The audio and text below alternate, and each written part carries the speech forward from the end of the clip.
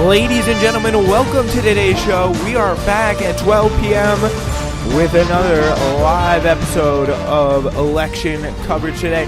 We have updates on the biggest races, candidates heading to the polls to vote for themselves, and how voting is going on. Luckily, things seem to be all right nationwide. We still do have a lot of stuff to get into, a lot of great guests to get to here today. I'm going to be interviewing later today a man or actually a boy, who is actually hitting the campaign season early and volunteering in one of the biggest battleground districts in the country. That's later today in the 2 p.m. hour. Thank you so much for joining us here. That's just a little bit of a preview of what's to come. We are waiting on James Stanley to join us any moment, our chief elections analyst here at the Spencer Walsh Radio Network.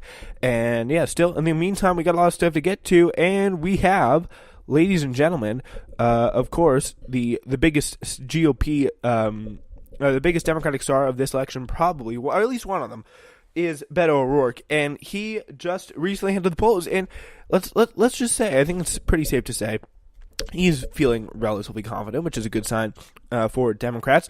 Here is what he had to say, that he thinks he is going to actually win the election. I mean, he said, I don't have a poll, I don't have a pollster. I've just traveled to every single county in Texas, listen to everyone, have so many amazing volunteers we are working with, knocking on millions of doors, making a human-to-human connection. And by the way, apparently an army of over 10,000 canvassers, which is really incredible.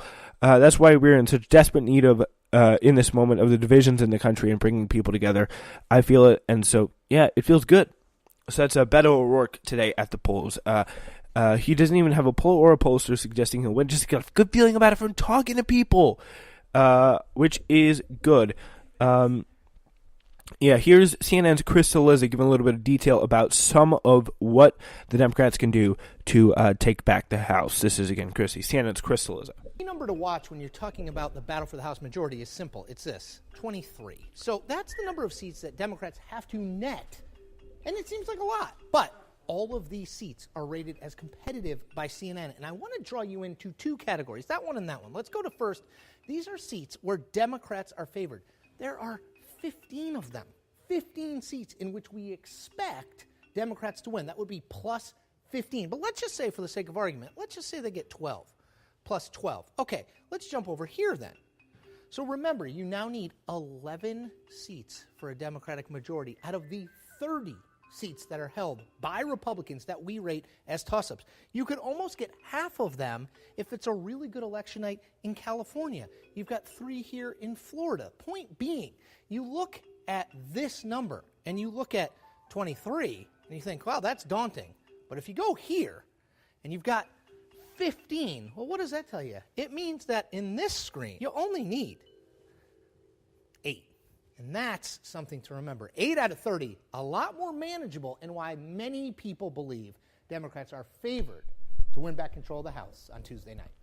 So yeah, it's a little bit of an update there from Chris Cillizza about what we could expect about the possibility of Democrats winning the House, and Senate does look rough. But speaking of, and by the way, didn't I say this would happen?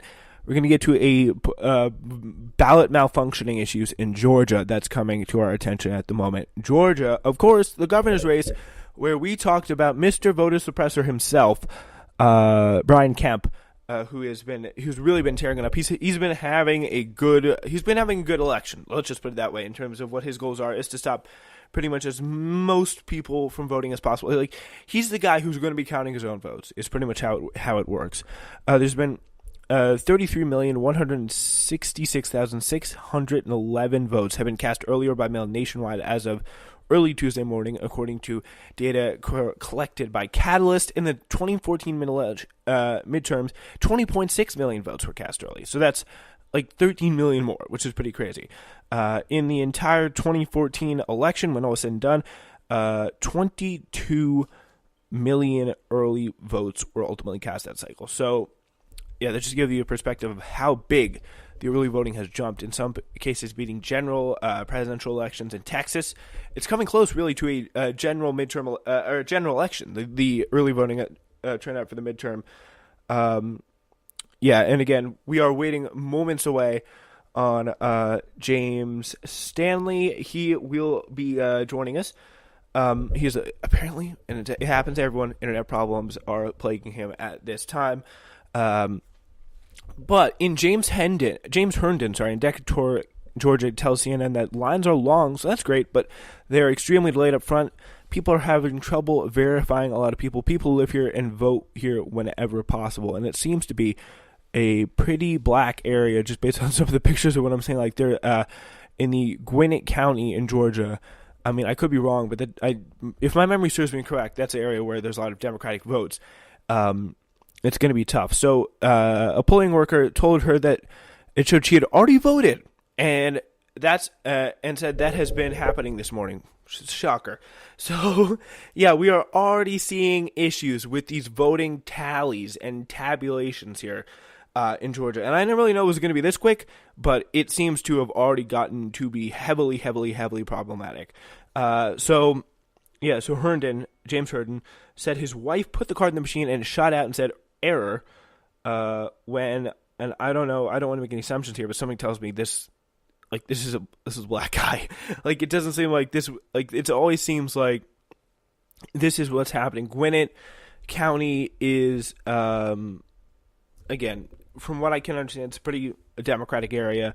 Ontario Woods of Gwinnett County tells CNN she has been waiting in line to vote since 7 a.m., and this came through just 13 minutes ago, so she's been waiting a very long time. A polling worker, again, told her and his wife that she had already voted, and that has been happening this morning, but she did not explain why that machine was still being used or why her card went back in the stack to be used again. They gave her a provisional ballot and told her it would be counted, asking her to write what happened on the back. So she told CNN the ballot machines are down. They're unable to print out ballots on the card. They've been bought in new machines, and now they're trying to bring in new cards. I've been here since 7 a.m. And then, this came in just about the top of the hour, so like around 12 o'clock, and it's pretty disturbing, just to say. Here is some video. Voters are apparently highly upset. They felt like this has not been handled properly. We've been offered paper and provisional ballots. Nobody feels safe using them. Most people refuse to leave and are determined to vote. So that's very good. That's very encouraging. This is what she said. This is a Ontario Woods at the precinct. Some of the people are stretching really long lines. Most of them are African American, which is not surprising. And of course, it's something that you would expect. All right, James Stanley, can you hear me? All right, James. Oh. All right, we got James. All right, so that's good, James. I'm so glad you got your internet figured out, because we are, no surprise, and tell me if this is a surprise to you. I don't think it is. We are we're hearing of some major voting issues in Gwinnett County, Georgia. Like, people waiting in lines for hours and hours, voting machine malfunctions, things that just don't work and that have been plaguing that have been very much a problem for a long time. So, does this surprise you at all? No, I'm not really shocked at all about the voting problems they're having right now in Georgia. They actually have a lot of voter suppression problems actually in Georgia. I'm not really shocked about it. Brian Kemp, who's the Republican nominee for the Georgia governor race, he is the former attorney general for Georgia, so I wouldn't be shocked if voter suppression, but really care about, because it wouldn't affect his voters. It affects more of the voters for Stacey Abrams. Yeah, and keep in mind, it's in Gwinnett County, Georgia, from which what I understand is it's a pretty Democratic area. It's a heavily African American area. It's an area that just is not very commonly, Gwinnett precincts are very much a problem there, and I'm 90% sure Gwinnett is like Atlanta, and that's a heavily African American area. Obviously, it's an urban area, a lot of Democrats there. That's just something we know. And that seems to be very, very disturbing. It's something worth watching. And do you think Stacey Abrams should concede, though, if the results are very close, knowing what Brian Kemp is? No, I would actually, if I were her, I would call a recount the second.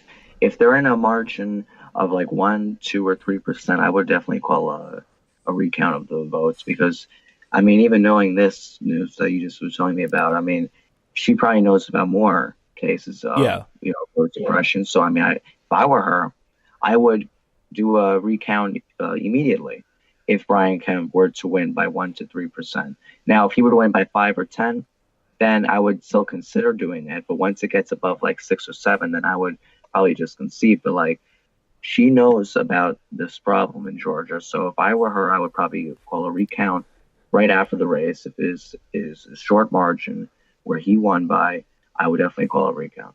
Yeah, it certainly seems like it will be a relatively short margin there, and that seems again to be even more motivating.